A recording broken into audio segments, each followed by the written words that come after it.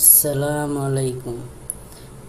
আমি আজকে আপনাদের একটি কবিতা শোনাবো। কবিতার নাম আমি তো অবাক। নিশিরাতে জেগে দেখি গাছের ডালে কাক, আমি তো অবাক। চোর ঢুকেছে ঘরের ভিতর, দরজা ছিল ফাঁক, আমি তো অবাক।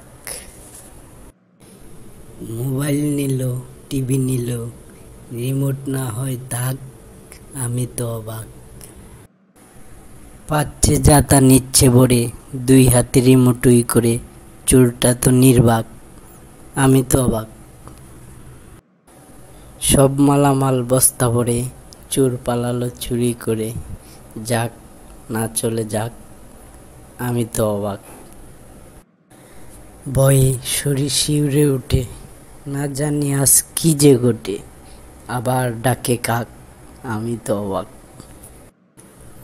হয়নি রাতে তেমন কিছু, কোনো ভূতেই নেয়নি পিছু, বেঁচে গেছি যাক, আমি তো অবাক।